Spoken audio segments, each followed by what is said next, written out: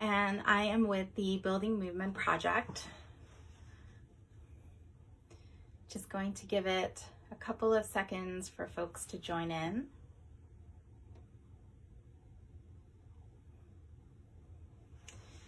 Thank you for joining us. We're so glad to see you here. This is Deepa, and I'm with the Building Movement Project, and you are here because we hope you're interested in yet another segment of our IG Live series that we've been doing all year long. And the series is about the social change ecosystem framework. Each month we take a deep dive in one of the 10 rules that are imagined in the ecosystem framework. And today we're going to be talking about experimenters. So I just want to give it a couple of minutes for folks to join. And as for folks are joining, just want to let you know that if you are interested in learning more about the social change ecosystem framework, that I hope you'll check out our website. We're going to put links into the comment section. We are at www.buildingmovement.org. There you will find a guide that provides information about the social change ecosystem map that gives definitions and reflection questions if you're interested in learning more. But hopefully if you are here, you know a little bit about the framework. It's something that I developed in 2018 and then revamped and released again last year in 2020. Along with the pandemic and the uprisings, a lot of people found this framework to be useful to figure out what their point of entry is when they want to get involved in causes that they care about, or campaigns that they want to address, or crises that are happening around us. People who had been involved in movements for a long time also thought that this was a helpful framework because they wanted to do a reset, to try to reconfigure what their role in movements could be. So this is for individuals, it is for institutions, it is for networks, and it's basically a way to map yourself, to get really clear about what your core enduring values are, to identify the role or roles that you are either called into or that you naturally feel connected to. There are, as I mentioned, 10 roles imagined in the framework.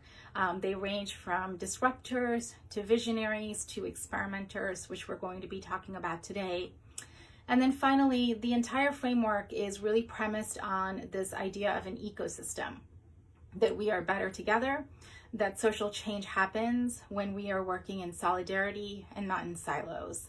So that's just a little bit of a background about the social change ecosystem framework. And again, hope that you will use it both as an individual, but also as an organization, so that we can do the work that we're doing more effectively and in collaboration with our partners and stakeholders.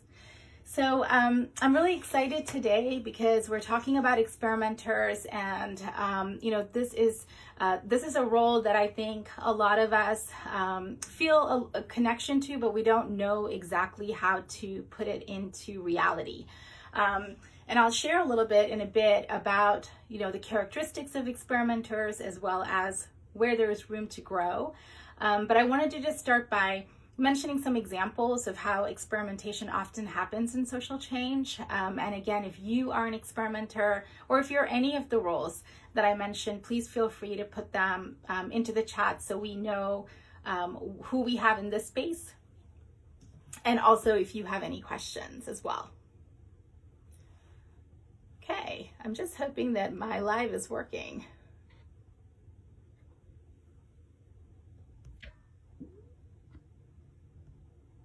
Okay. So I'm going to see if I can bring Hannah into the chat, into the live, so we can have a conversation. Let me see if that's possible.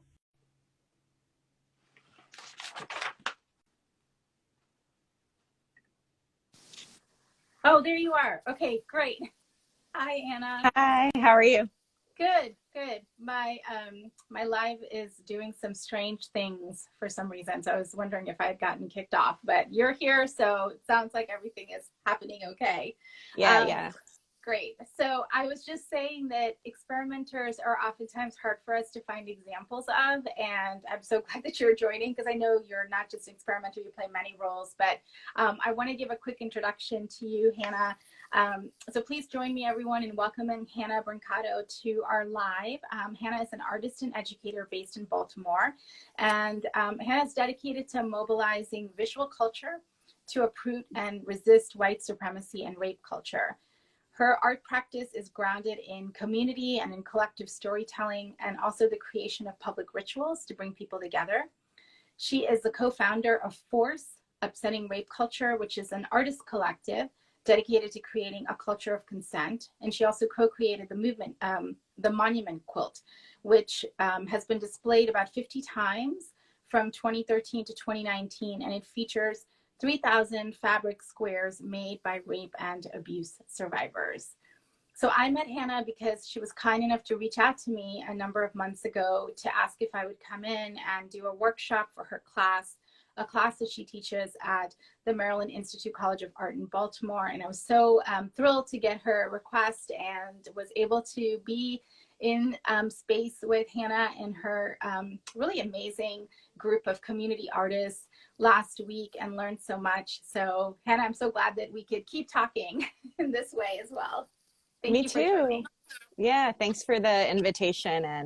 And again, thank you for the workshop last week. It was, as always, an awesome opportunity for self-reflection.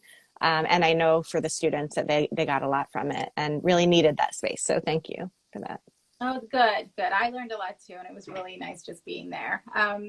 Well, I want to start off, as I often do, by just talking a little bit about experimenters, and then I have some questions for you, Hannah.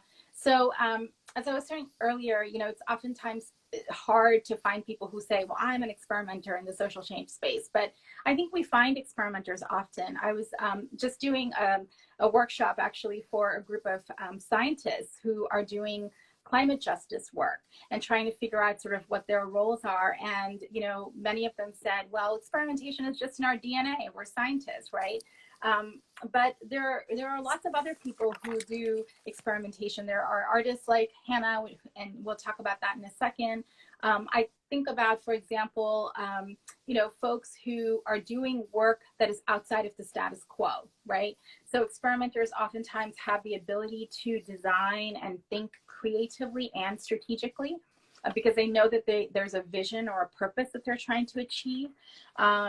They are able to come up with out-of-the-box thinking. They have a readiness to innovate and to pioneer and to try something out.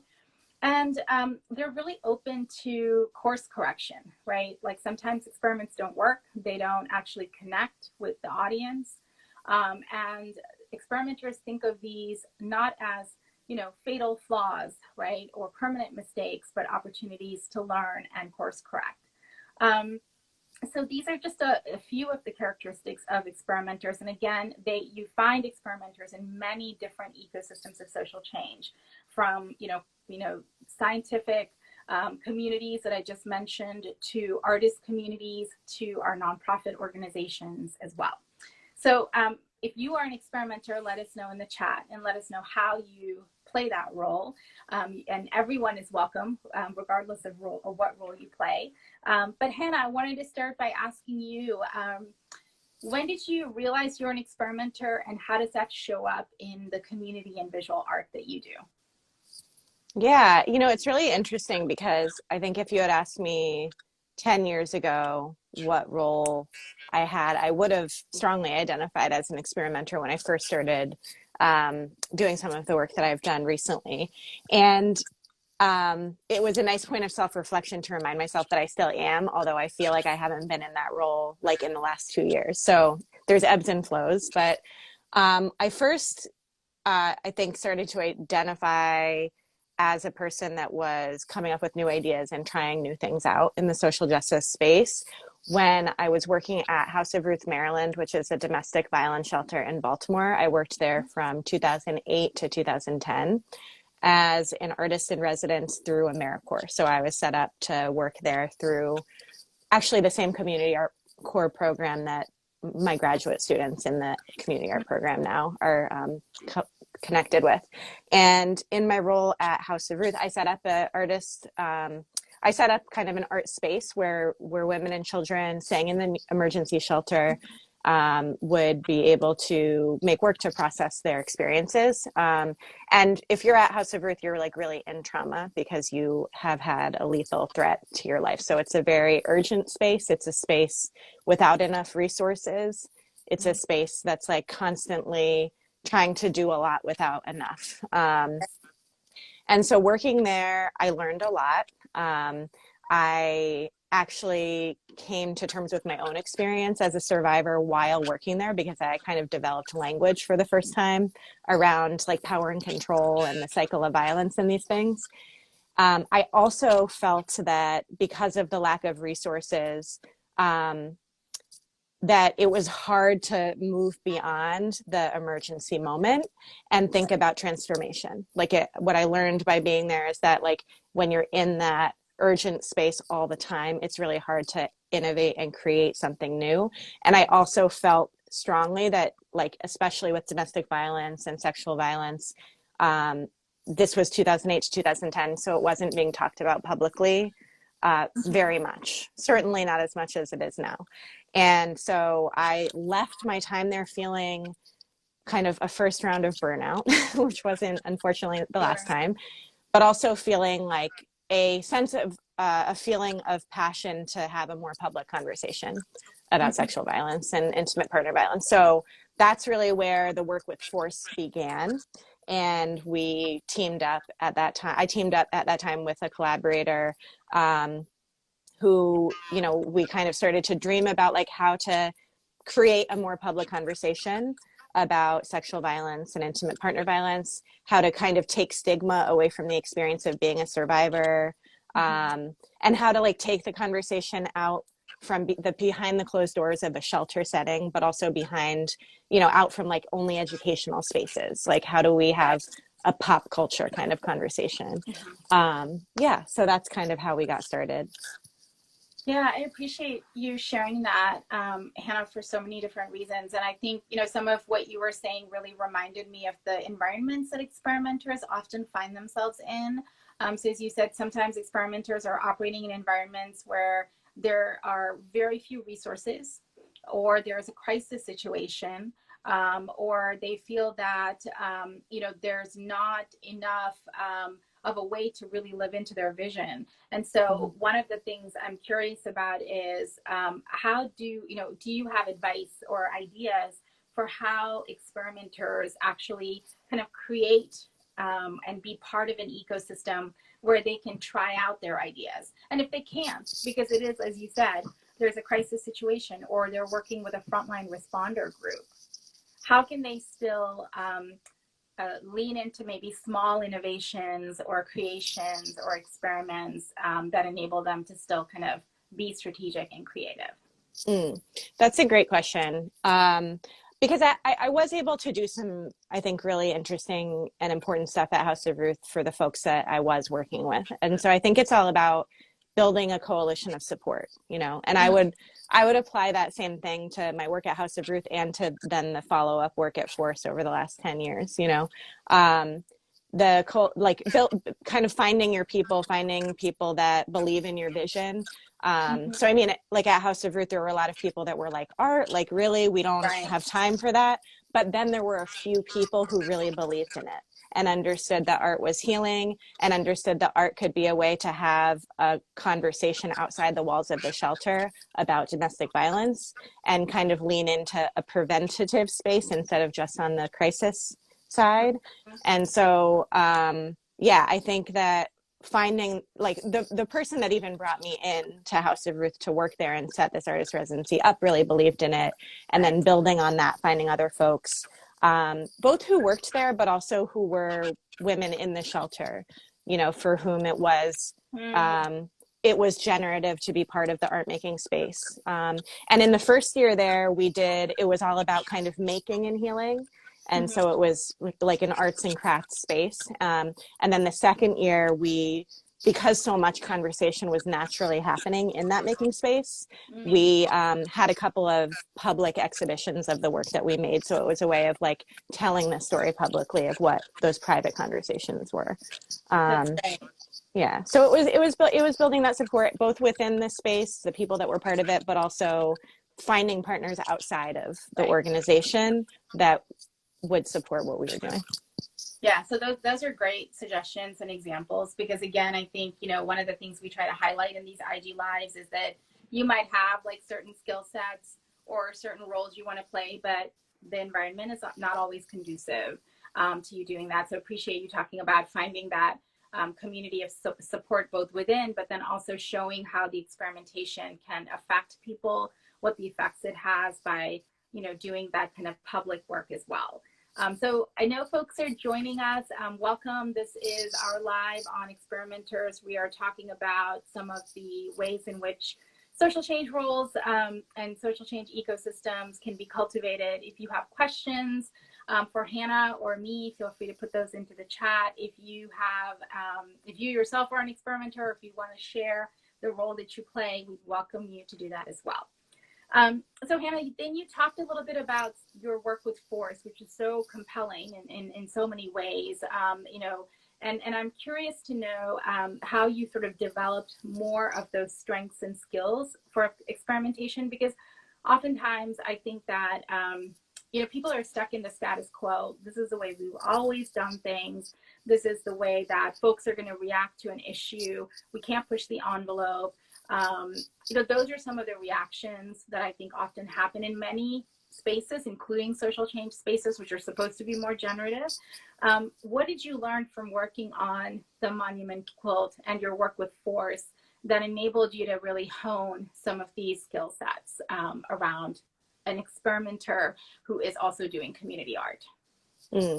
Yeah, well, the thing that really spoke to me when I really went back and looked at the description of experimenters as it relates to Force's work is the course correction thing, because definitely the story of Force in our work is the story of trying things and like receiving feedback and trying to be responsive to that feedback. And so, yeah, that's been really important. Force's first project that we did when we were trying to seek a new audience was this culture jam of Victoria's Secret. We made a fake Victoria's Secret website in 2012 and pretended that they were selling consent themed underwear as a way of getting a mainstream conversation about consent going. Again, I guess you have to use your imagination a little bit because we have to think back to 2012 when there wasn't a public conversation, right, versus now, and there is. So a lot, I think that work that we've done is, I think everybody that has done this work is part of building up to the time that we're in now. Exactly. Yeah.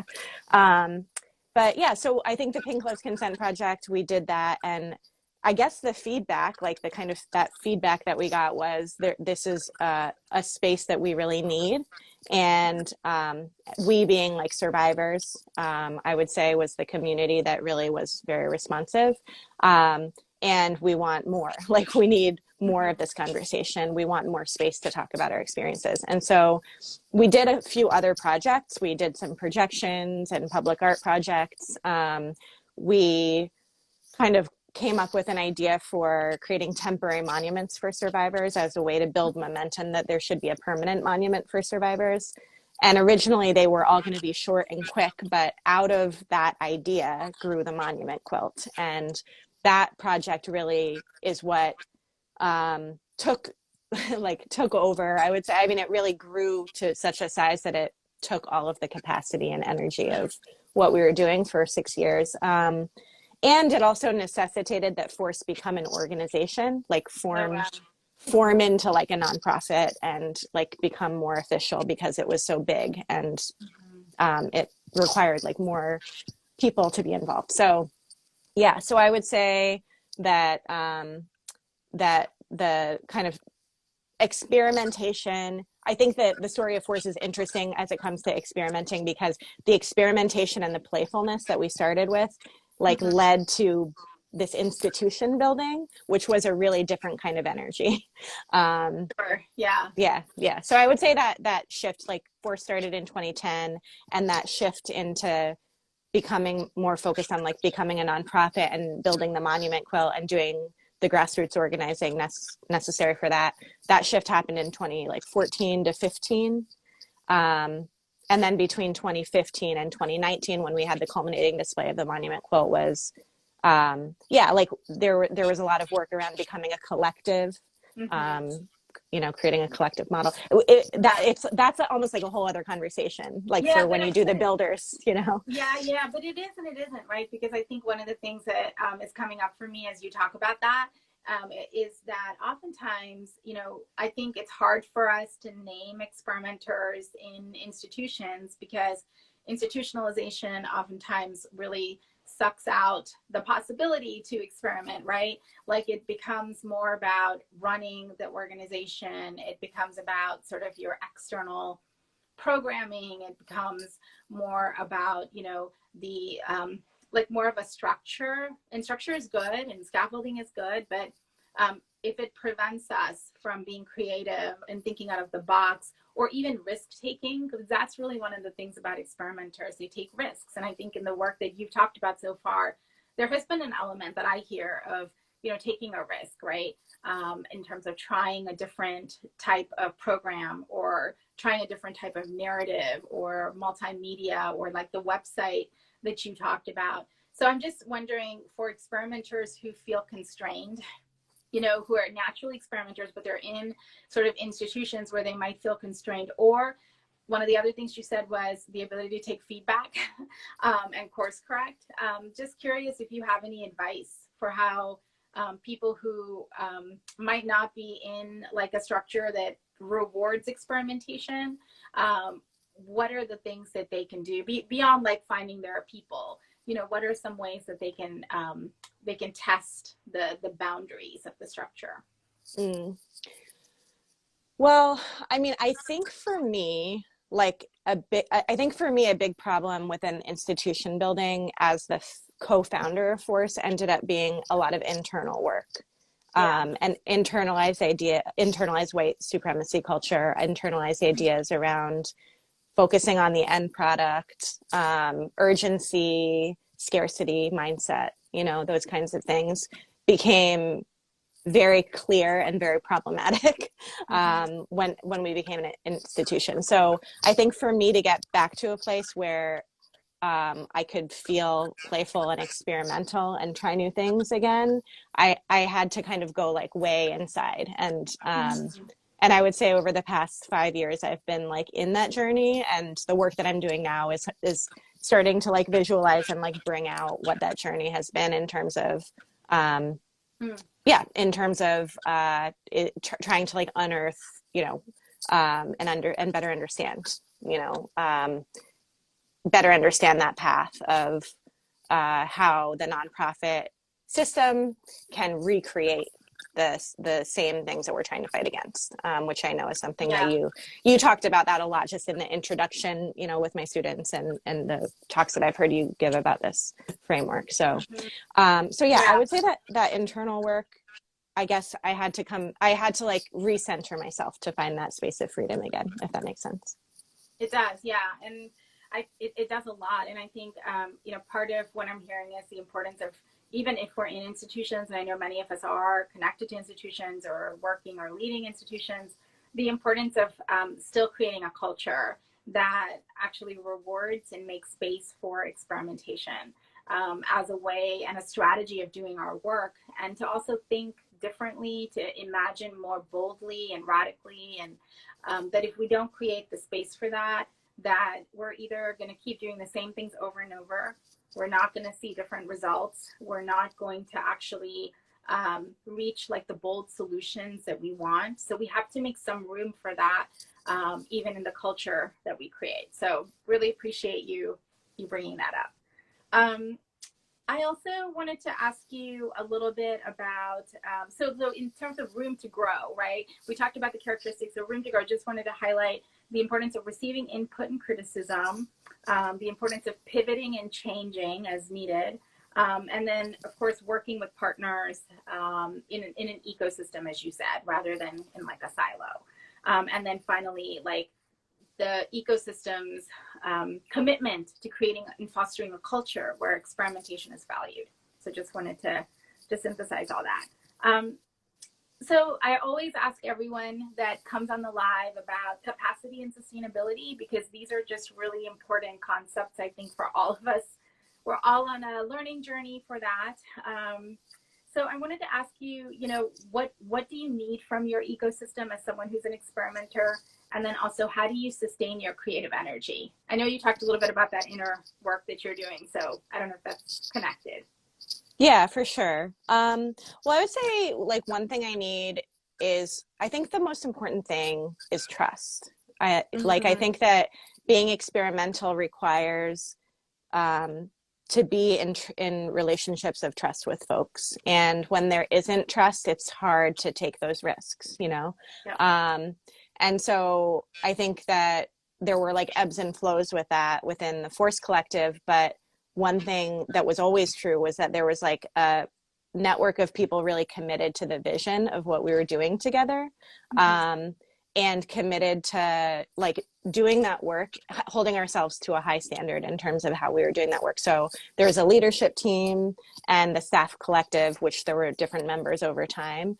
And all of those people that were involved, like made, the monument quilt actually like culminate on the National Mall and come together in the way that it did. And, Yeah. build a healing space for all the survivors that were involved with it. So I think that like coalition, it's like, because we went through so much difficult stuff, which is always really hard to talk about, I would say within collectives and social movements, like the conflicts that happen, the difficulty within relationships, it's just like, I think it's inevitable. I think if we're out here doing the work, it's going to happen, but it's very painful. And I think it's also, you have to speak from an I perspective, but of course there's also a lot of other people involved, right? So, Yeah. but so yeah, I would say that like perseverance ended up being a characteristic with like a lot of us that stayed involved for the long term. I'm still working with a couple folks on archiving the monument quilt. There's 750 of these 8-foot blocks with survivor stories, and like, although we're not actively showing the project and touring with it in public spaces anymore, and Force isn't actively doing programming anymore, I'm also not part of the collective at this point. I'm just sort of helping. I'm in a helping role now. But we're looking to continue to have the history told and like preserve those stories. So I don't know, there's something about the perseverance of like people being able to stay with it and continue to build together that it just means a lot. I don't know. It means a lot for us to have been able to try something and then like try again and like learn and make mistakes and continue to be able to come back together, even though who was coming back together changed over time. I don't know. There's like a beauty in that along with all the pain. I totally understand that. I have been part of many of those environments myself. And, I just resonate with what you're saying. And it is an iterative process to do this work. Regardless of what role you play or what environment you're in, it is about trying, recognizing like, okay, we veered this way or that way. Let's like try again. And maybe the group of people that you're trying again with don't look the same, right? So I think that that's real. And I also appreciate, when you're talking about conflict, I mean, yes, an ecosystem is about relationships, but relationships inevitably lead to conflict. And, we should just expect that to happen. And we talk a lot in our solidarity workshops at BMP about conflict actually being a principle of solidarity practice, like learning to deal with conflict, understanding that conflict is inevitable instead of like, fleeing from it or not wanting to engage it, and then recognizing when it's generative and when it's not, which is really hard for me. Same. None of that stuff is easy at all. It's a continual learning curve for me, for sure. But I would say like I've reconnected with a few of the folks that were part of the leadership team or who I partnered with in different ways as part of Force's work. And there's a new project coming out of that called Move Slowly, where I interviewed 5 people, and we're reflecting on like cycles of burnout, we're reflecting on like care, networks of care, communities of care, and how important that can be within especially anti-sexual violence work, because, well, I think it's true with any social justice work, but folks are coming to it with their own experiences, like as survivors ourselves. And so then trauma comes up, and then like, what does that mean for the pace Right. of the work we're doing? And I just mentioned that project to say, like, I'm refinding that creative space again right now, and Yeah. trying new things and thinking about how to tell those stories, you know, now. So That's great. And so I want to talk a little bit about your ongoing work, but I wanted to ask you also, like, how do you sustain your creative energy, as an artist, but also as an experimenter? How do you sustain it, especially when you've gone through, and you mentioned a couple of times, burnout, conflict, trauma. What is it what practices perhaps allow you to come back to yourself and come back to purpose, and then give you that oomph to be like, okay, I'm gonna like step into something else. yeah, definitely mindfulness practice, which is a practice. Like I'm not, it's a path. But meditation and mindfulness practice has been really important in terms of being able to observe reactions and understand. I think when I'm at my best, I can understand feedback. I can discern feedback that's helpful and take in feedback that's helpful and set aside feedback that's not helpful. But I think in those moments of urgency and stuff, it can be really hard to separate and understand the difference between those two, which, as doing experimental work, I think it's critically important to be able to separate those two things out. Like, when is feedback about like taking, when is it about really like questioning and asking critical questions and speaking truth to power and, really asking you to look at yourself? And when is it, I don't know, not like, I don't want to say destructive only as a bad thing, because destruction can be good and generative. But sometimes feedback can just be harmful, I guess, so Yeah.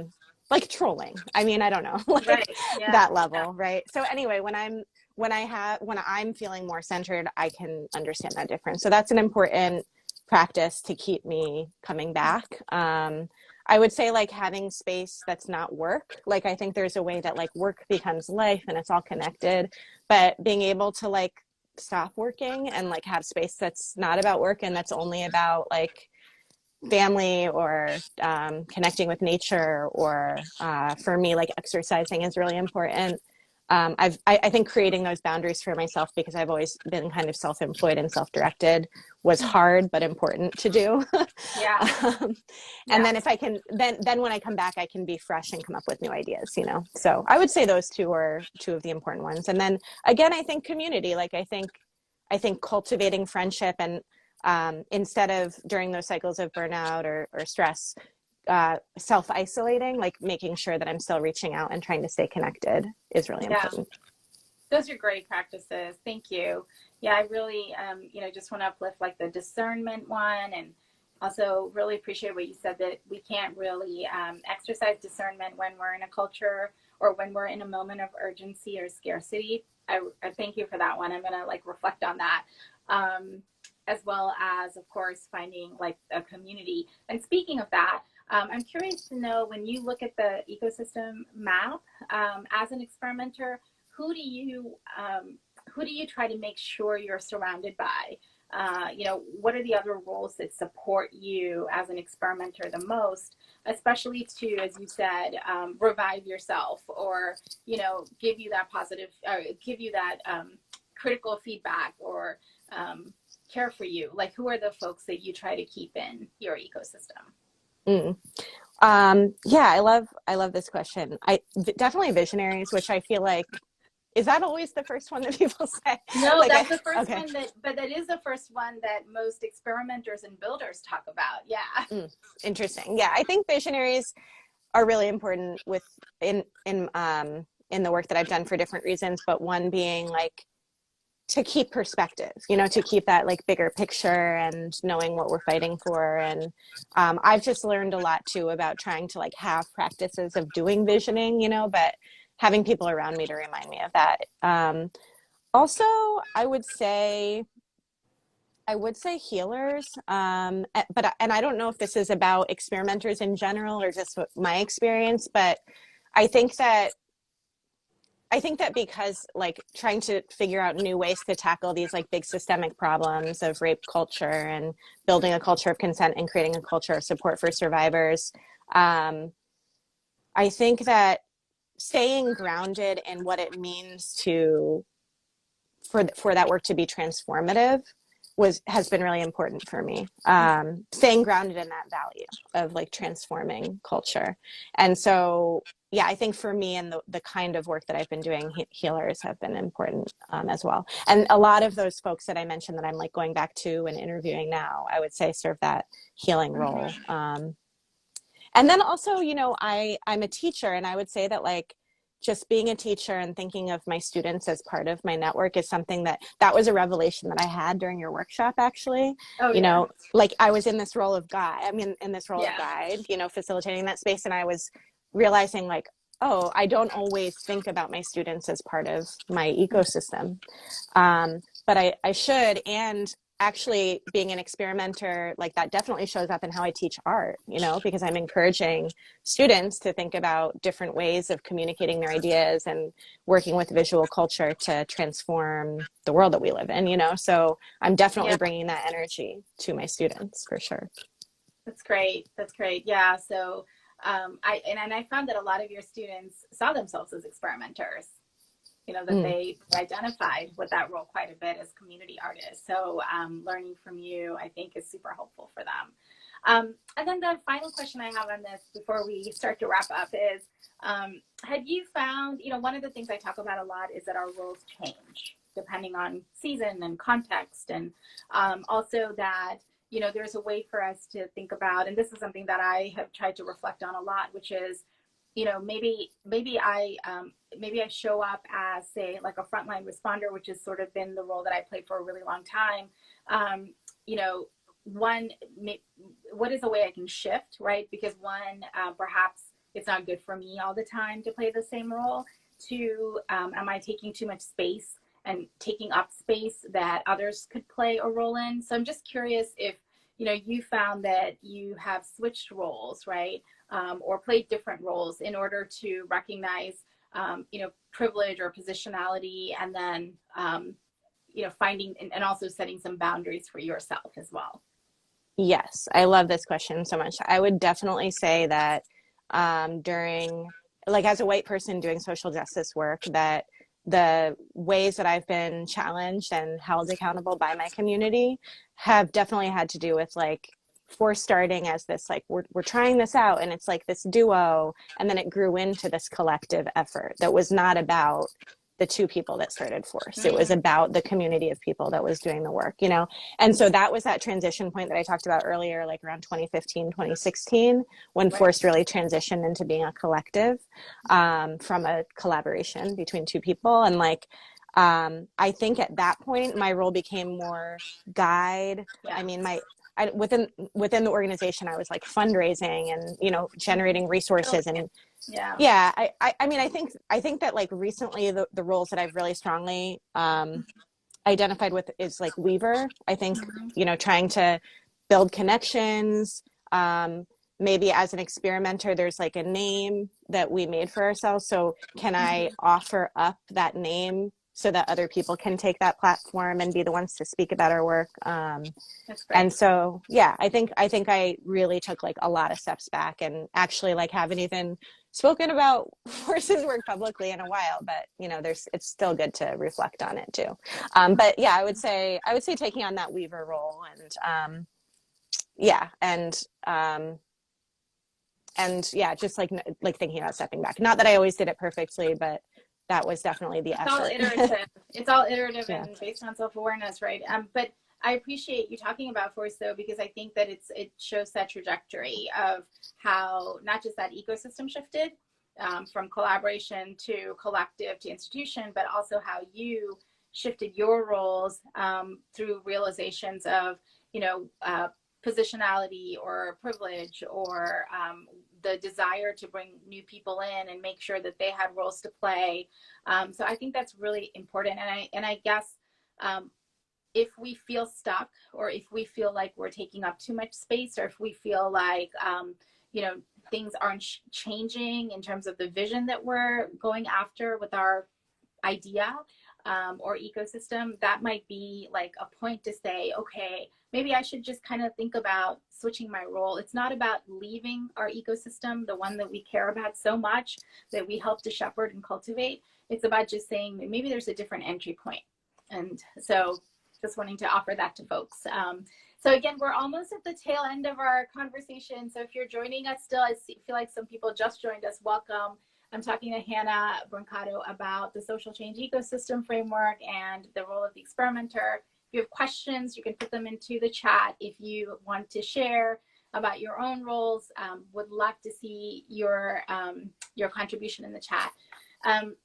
But Hannah, as we close up, I want to make sure that we actually let people know where they can find you and where they can find your work. You mentioned Move Slowly, which is something that you're working on right now. And I know we're going to put some links in here and we'll share them out as well.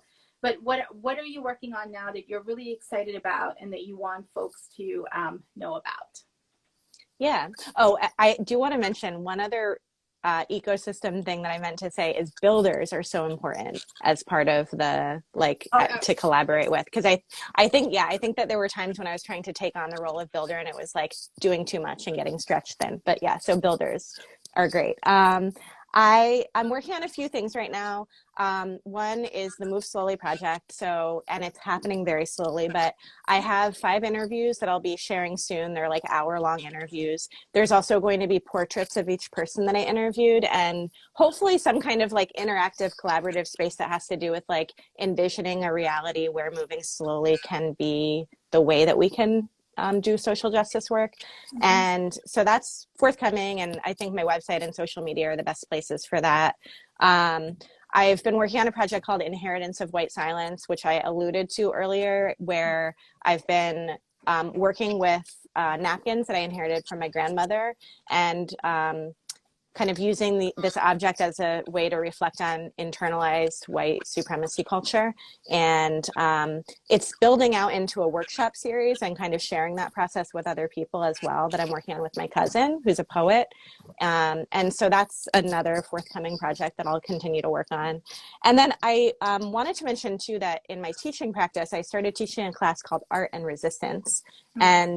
And I'll share the website for later, but it's that you can find that on my website, hannahbrancato.com. But with that, I've been building a growing archive with the students where they're interviewing artistic activists about their practice. So it's just going to be like a really cool resource for the community to know about different creative activist practices. And, I'm hoping that we'll add to that over time. It's going to run again in the spring. So that's great. Those are a lot of projects you're balancing. And also I can totally see how your creative energy flows through each of those and weaves across them too. So we are sharing the links, and we'll continue to do so as we put this series out. But again, really appreciate the work that you do, Hannah, and also like the humility that you bring to it and the self-awareness that you bring to it too. I'm so glad our paths crossed, and excited for the community of students that you're nurturing and cultivating in Baltimore and beyond. So thank you to all of you for joining us. This has been an IG Live on the role of the experimenter, which is one of the 10 roles in the social change ecosystem framework, which you can learn about by going to www.buildingmovement.org. You can also follow us here on Instagram, or me personally. We have done a monthly live like this on every single role this year. So we only have one more to do. I think we only have one more to do. I always forget what it is, but I hope you'll join us for the last couple of lives that we're doing. And again, if you want more information, we do workshops, trainings, speaking engagements about the ecosystem framework and how it can support the work that people do as individuals, but also as nonprofit organizations, institutions, and networks and movements. So please feel free to reach out. Thank you so much, Hannah, for joining us, and thank you for the work that you do. Really appreciate it. Thank you. Like I said, this tool has been really critically important for me, and I felt in awe of being able to connect with you about it. So thanks for everything that you do. Thanks so much. All right, everyone. Have a good rest of your weekend. Be safe, and see you next time. Take care. Have a good weekend.